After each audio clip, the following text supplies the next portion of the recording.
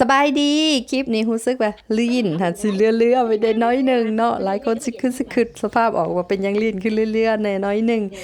มื้อนี้บ่ได้วนว้ายน้ำหยังแหละวนว้ายน้ำแต่สวนนี่แหละหาผักหาหยังมากินนี่แหละ2-3มื้อนี่กินผักหลายรู้สึกว่าร่างกายสิรู้สึกดีขึ้นสดชื่นขึ้นเนาะเพราะว่าระยะนี้ก็รู้สึกว่าตัวเองบ่สบายเลยก็เสียเลือดจากพยาธิที่บ่พึงประสงค์นี่หุ่นแห้งเติบแต่ว่าก็ดีเนาะที่มีอาหารที่ช่วยให้เป็นยาหันหลายอย่างให้เฮาเลือกกินพระคมน้ำที่เกิดตามธรรมชาติยากแน่ก็คือหลายคนบ่อยากเก็บมากินย้อนว่ามันยากในการเสียน้ำนั่นแหละแต่ข่อยสบายแน่มีคนเฮ็ดให้เสียน้ำให้ก็ง่ายแน่เนาะได้กินพระคมเต็มที่เลย 2-3 มื้อมานี่แซ่บถึกใจเฮ็ดได้หลายเมนูอีกมื้อนี้เฮ็ดซุป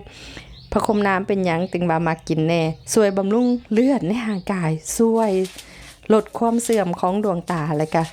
ลดความเสี่ยงในการเกิดโรคพยาธิหลงๆลืมๆในผู้ที่สูงอายุข่อยต้องกินละ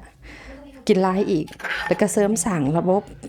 ขับถ่ายให้เฮ็ดเวียกดีขึ้นเนาะกินพระคมน้ำเนี่ยระบบขับถ่ายเขาจะเฮ็ดเวียกได้ดีเขาบ่ต้องไปกินอีหยังเป็นสารกระตุ้นตื่มแล้วก็ช่วยบำรุงกระดูกกับแขวให้แข็งแรงเฮ็ดให้เจริญอาหารอยากแก้เบื่ออาหารอันนี้บ่อยากกินปานใดเนาะเพราะว่ากินข้าวหลายอยู่แล้วอันต่อมาก็ผู้ใดที่เป็นพยาธิเกี่ยวกับนิ่วหั้นนะก็บ่อยากให้กินหลายเนาะ